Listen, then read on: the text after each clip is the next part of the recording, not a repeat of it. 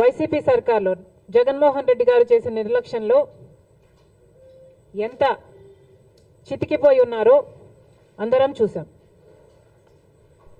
రాజశేఖర రెడ్డి గారు ముఖ్యమంత్రిగా 5 సంవత్సరాలే ఉన్నా 5 సంవత్సరాలలో రైతుకు పెద్దపీట వేశాడు, రైతుల్ని ఆదుకున్నాడు, రైతులకు రుణమాఫీ చేశాడు. ఎన్నో పథకాలు రైతుల కోసమే చేసిన వ్యక్తి, రైతు పక్షపాతిగా నిలిచిన వ్యక్తి రాజశేఖర రెడ్డి గారు.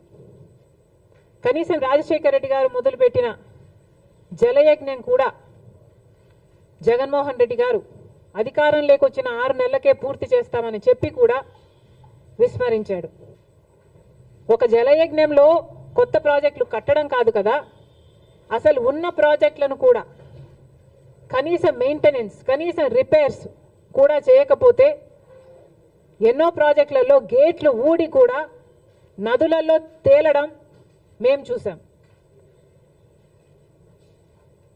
అయినా సిగ్గనిపించలేదేమో. రైతుల కోసం 3,000 కోట్లతో ధర స్థిరీకరణ నిధి ఏర్పాటు చేస్తామని చెప్పారు. 1 సంవత్సరం కూడా పక్కన పెట్టలేదు.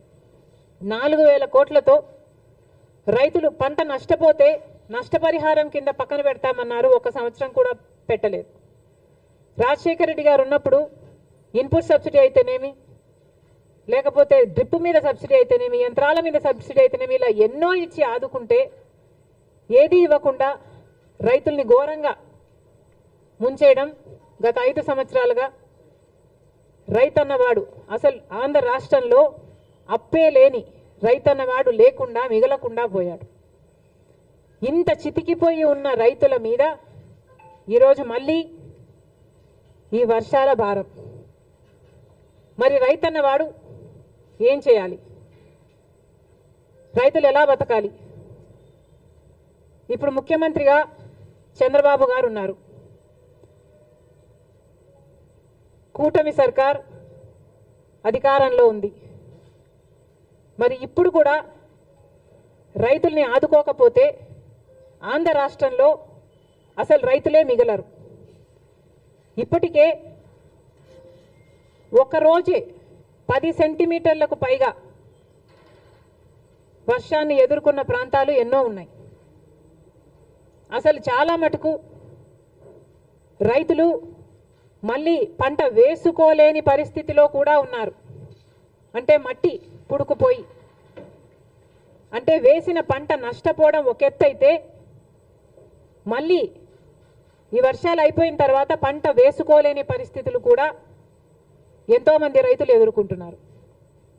మరి ఇలాంటి వాళ్ళ పరిస్థితి ఏమిటి? మళ్ళీ చెప్తున్నాం, కూటమి సర్కార్ అధికారంలో ఉంది. చంద్రబాబు గారు ముఖ్యమంత్రిగా ఉన్నారు. ముఖ్యమంత్రిగా ఉన్న చంద్రబాబు గారు మన రైతుల గురించి, వాళ్ళ పరిస్థితిని గురించి ఆలోచించాల్సిన అవసరం ఉంది. రైతులను ఆదుకోవాల్సిన అవసరం ఉంది. కూటమి సర్కారు అధికారంలో ఉంది. అయినా కూడా బీజేపీ వైఖరి మన పట్ల ఎలా ఉందో ఒకసారి ఆలోచన చేయండి. National disaster